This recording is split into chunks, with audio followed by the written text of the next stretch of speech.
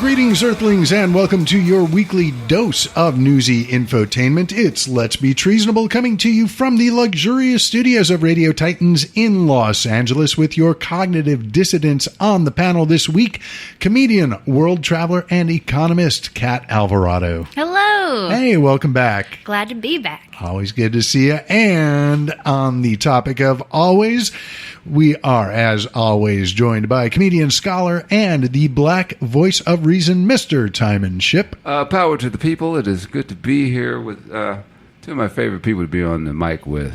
I got to say, from our pre-show meeting, I was a little concerned that you were veering into angry black man territory. Every now and then, I probably get there. I'm close. People always tell me that. Yeah, I was told the other day I do not like black people. They said, "Tommy, you hate black people." I said, no, I have the right to talk. I am black, so I can talk about their ass. Fuck them. Yeah, I think that's fair. I am Dr. David Robinson, your Vin Scully of the impending apocalypse, and we are also joined via the magic of pre-recorded sound and telephony by our extra panelist, 5-time Emmy nominee, Will Durst, with this week's Burst of Durst. Hey guys, Will Durst here with a few choice words about the president playing reality television on the world stage. Makes sense. After all, that was his greatest public triumph and what he thinks he's really good at, which could explain why every day is another episode of Oval Office Apprentice. To him, it's all a game show. Today, watch Donald Trump consider pardoning Martha Stewart. Tomorrow, Donald Trump reverses his decision to cancel the Kim Jong-un summit. Oh, wait, now it's back on. Or is it? Later this week, don't miss the identity of the next person to be voted off the island. You're fired. And in case you even thought of not tuning in, here are some previews of the rest of the season that will finish with the November midterm madness. The Super Sucking Up Contest, featuring various righter-than-right-wingers who want the former real estate developer to campaign for them. Watch as they compete to see who can create the most powerful suction noise.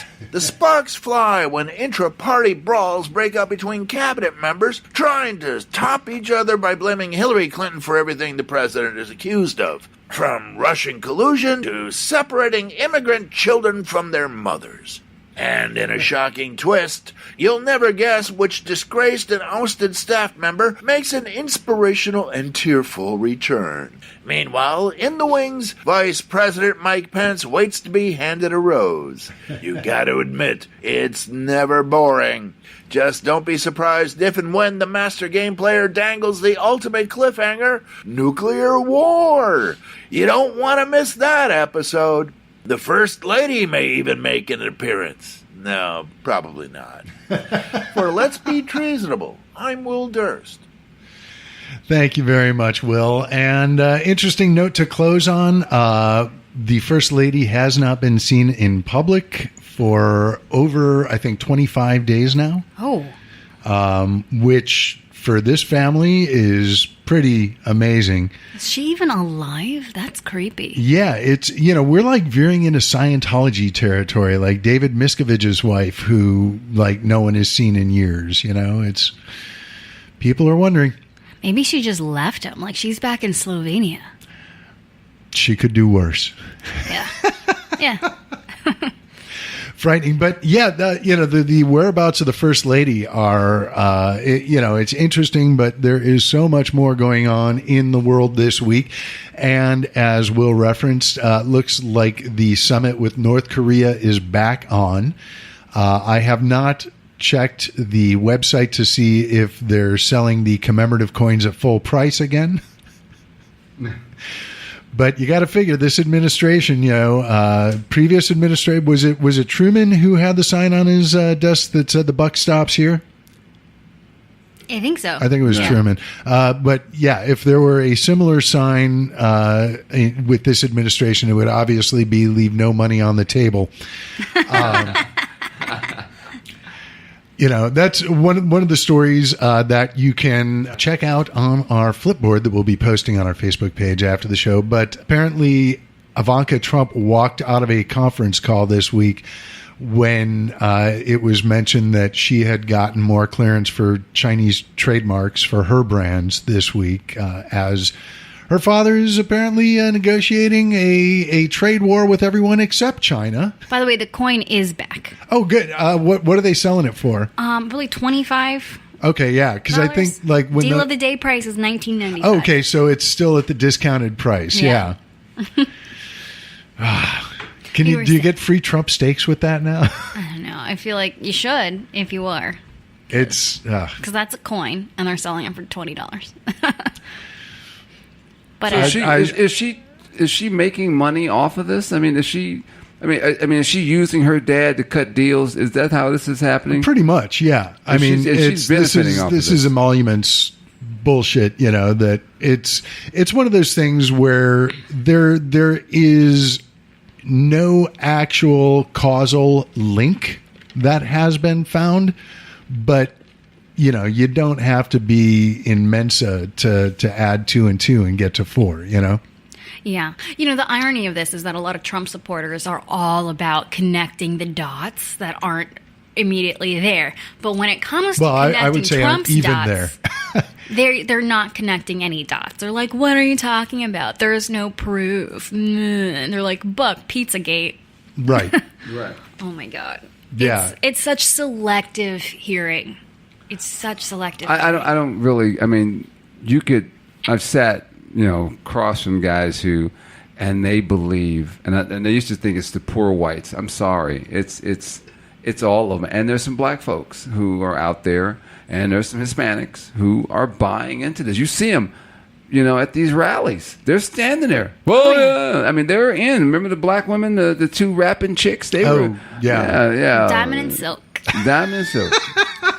Yeah, and they look like only the best people. That really does sound like a hair product. Diamond and Silk. Yeah.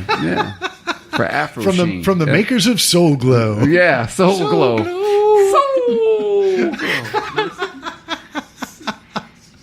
Oh, good. Come to America, kids. See if it's on Netflix or Hulu. Fine piece of pop cultural artwork. That Seriously, though, it's like, okay, here's an example of one of those conspiracy theories. There is this artist, I forget her name, but she does like a lot of weird shit with like blood. Like she'll take blood and use that to paint things and have it like with, Cindy Sherman? Maybe. But so she was at a major fundraiser or through a major fundraiser for Hillary Clinton, and Hillary Clinton was there. So now somehow Hillary Clinton actually does witchcraft because she just merely associated with this really strange avant-garde artist lady. So somehow mere association, suddenly Hillary Clinton is a witch.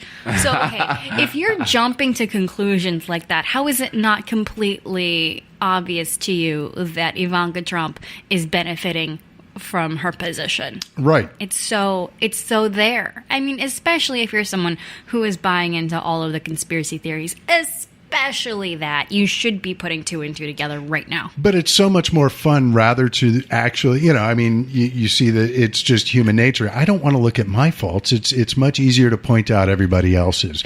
So rather than, admit that they have been conned, they're going to stick with the con and do the whole distraction. But her emails, but Pizzagate, but she's 100%. A witch. I've got an uncle, right, who's been cheating on his wife for years and years and years. Meh.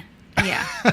It's like normalized at this point in my family. We're like, oh yeah, him, we know. And he is the first one. Anytime I post something about gay pride on my wall, anything about the gays, gay marriage, the Pope supports the gays, he will be the first guy to post some kind of a Bible verse about how being gay is an abomination, how it's against God. And every time I go, hey, before you point out the splinter in your brother's eye, take out the plank in yours, you sinner. thou shalt not commit adultery. Yeah. It's even, across faiths. It's one of the big 10. It's one of the big 10. Meanwhile, like the gay I one is understand they're like kind of expanding buried. to the big 12. Yeah. You got to dig for that. Like the gay one's down on the list. It's like by Shellfish. Like, hey, don't eat shrimp. Also, don't be gay. Mixing but like, fabrics. don't mix fabrics. Those are the, I'm pretty sure those are the ones that everybody violates anyway. So, but yeah. Had they gone further, I understand, because I studied both Old and New Testament when I was in college, and if I'm not mistaken, it's in the Dead Sea Scrolls where they expand on the Deuteronomical laws into not only shouldn't you mix fabrics, but stripes and plaids. Don't do it. They're savvy people, those ancient Israelites. And as quiet as it's kept, I mean, David committed adultery and murder. Right, but and yet we were his star. All the time. And the only we were his star. Don't go there. Don't go there, man. And we know what it means. The only reason why he was forgiven is because he went back to God to ask for forgiveness. He did not go to be like Saul, which was he went to witches and whatnot, and he was supposed to, and that's why he's after God's own feelings, because God forgave him because he went back to God to ask for forgiveness of what he did. Mm-hmm. That's the whole thing. And as far as the sodomy thing, that's like them saying that Mary was a whore. And when you look at who wrote the Bible, and they do the history of who wrote the Bible, found out that they put that in there because there were more, as they say, more female apostles than there were male apostles. So there was a way to put down females to say that, and that's why they also put in there women are not allowed to speak in the congregation of the New Testament. So a lot of this stuff was put in there by males who wanted to gain and keep control. I don't want to claim anything, but most sequels are not going to match up to the original works. So I mean, not to cause divisions in the room here. Right? No. I'm just saying that just when you do your history, a lot of people just go by what people tell them. That's why Jim Jones was able to get people to drink Kool-Aid. You can't rely on Scripture anymore as a thermometer for virtue, because the folks, the evangelicals, the people who were supposed to be the defenders of their representation and misinterpretation of the text, that's all gone out the window. I mean, this week we saw what's the guy's name? The TV preacher who asked his followers for $54 million for a new jet. Starts with a K. It's It wasn't Creflo. Creflo asked for $64 million for his new jet. God. It's and a brother named Dollar, last name Dollar. You should already know, but sorry, man. Hey, they're sheep. They will follow. And he got the jet. They put the money together. Oh, hell yeah. He got the jet. Are we talking about Creflo? No, Creflo Dollar got the jet. Yeah. This, the new guy is a new white dude. It's not Kenneth Copeland. No. But it's one of the guys. It's Jesse Duplantis. Yeah. A con man by any name is still a con man. You know what? It bothers me because a lot of these people, what they are is they are working class folks. They're not the most educated. They're sweet people. I mean, sweet to other white people. Generally speaking. There's a qualifier there. Okay, but also, there's a lot of people of color of various, types who are also Christian and are also buying into this. So exactly. I mean, it's really there's victims of all. Black folks get in trouble because they're following a Bible that was used upon them also in slavery. I'm beating you in the name of God. I know, but they also look to it for inspiration when they were trying to escape. So I mean, there's two sides to it. Right, and they that's what they were saying. But that was the first book that they were allowed, that they snuck to read. Especially Frederick Douglass. And the woman who actually taught him how to read, and that's when he went, wait a minute. This is some bullshit. Yeah, it's called knowledge, buddy. Now you see how the game plan works. No. Well, and I think ultimately that's what plays into the whole, conspiracy theorist. It's people want to think, oh, I've got a little bit of knowledge. This is so much bigger, and they're ignoring the actual knowledge. There is so much out there that's actually going on. There is no reason to make shit up. Right. But I guess for these Breitbart Trump heads, right. It's just easier. There are less moving pieces